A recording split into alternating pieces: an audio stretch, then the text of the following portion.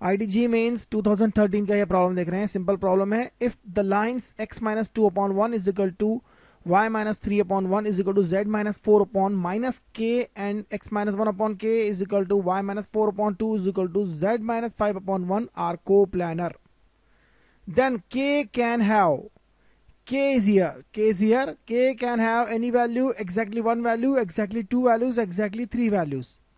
देखिए coplanar line का मतलब है शॉर्टेस्ट डिस्टेंस जो है, शॉर्टेस्ट डिस्टेंस फॉर्मूला जो है वो वैल्यू जो है 0 होना चाहिए। शॉर्टेस्ट डिस्टेंस निकालने के लिए हम क्या करते हैं, आपको पता होना चाहिए। शॉर्टेस्ट डिस्टेंस निकालने के लिए हम एक डिटरमिनेंट बनाते हैं।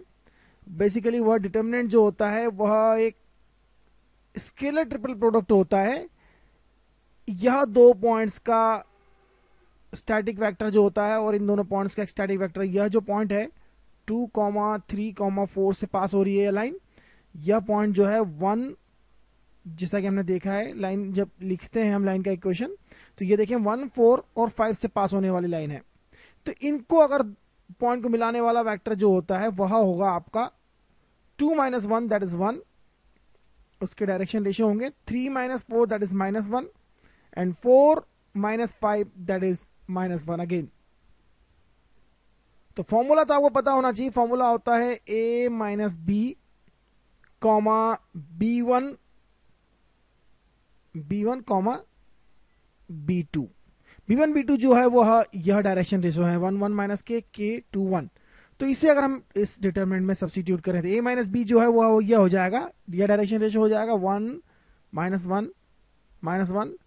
b1 जो है 1 1 माइनस के होगा 1 1 माइनस के इस लाइन के डायरेक्शन रेशो, और यह k 2 1 हो जाएगा, सेकंड वेक्टर हो जाएगा, थर्ड वेक्टर हो जाएगा k 2 1 जो कि सेकंड वाले लाइन के डायरेक्शन रेशियो होंगे। इसे 0 होना चाहिए, it should be 0। That is the formula of shortest distance. Shortest distance 0 है, इसका मतलब लाइंस जो है वो कोप्लेनर है। तो इसे सिंप्लीफाई करें अगर हम, तो हमें क्या मिलेगा ये देखते हैं हम। स्ट्रेट फॉरवर्ड ओपन कर लेते हैं हम इस 1 से, तो ये जाएगा 1 माइनस 2k, तो ये हो जाएगा 1 + 2k ब्रैकेट क्लोज। इस -1 पे आगे जाके सॉल्व करेंगे तो यहां एक माइनस आता है, लेकिन चूंकि यह बाहर -1 है इसलिए हो जाएगा +1, और इन दोनों को हम छोड़ देते हैं, इस लाइन को और इस कॉलम को। यहां होगा वहां सॉरी यहां पर हम इस तरह से लेंगे, ऑब्वियसली माइनस लगा है तो ये 1 माइनस k², तो ये हो जाएगा 1 + k²। That's it. आगे जाके देंगे यहाँ -1 है तो यह -1 मल्टीप्लाई होगा, फिर से हम प्रोडक्ट लेंगे तो यह हो जाएगा 2 - k। सिंपली देखिए यह लाइन और यह कॉलम छोड़ देते हैं तो ये हो जाएगा 1 × 2 2 2 - k ये हो जाना चाहिए 0। यहां सिंप्लीफाई करें तो ये हो जाएगा +k और -2 +k और -2। तो देखिए k² हो जाएगा प्लस 2k हो जाएगा प्लस -1 और -k ये हो जाएगा +k, 1 + 1 हो जाएगा 2 और -2 ये हो जाएगा 0। तो अल्टीमेटली हमारे पास हो जाएगा k² + 3k = 0। तो k की यहां पर दो वैल्यू मिलेगी, एक तो k शुड बी 0 और k शुड बी -3। इसे सिंप्लीफाई करें तो बड़ी आसानी से देखा जा सकता है। इसके दो फैक्टर हो जाएंगे k × k + 3, और इसकी दो वैल्यूज जो होंगी k 0 होगा या k -3 होगा।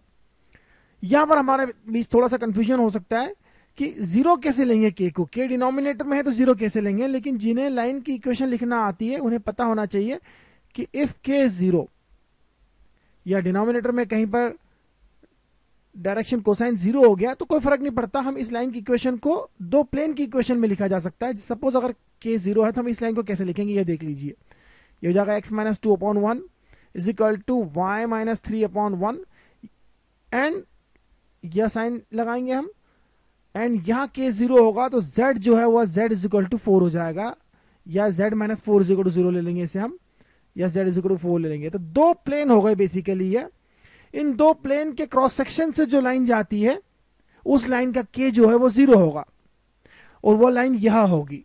तो k 0 हमें कोई प्रॉब्लम नहीं करता। इस पर्टिकुलर केस में डिनोमिनेटर में k जो 0 आता है उससे डरने की जरूरत नहीं है, उससे समझने की जरूरत है। तो यह हो जाएगा इस तरह से, इस लाइन में भी k लिख सकते हैं 0, तो ये हो जाएगा x = 1, और यह दो स्टेप्स जो है एक प्लेन बना लेगी।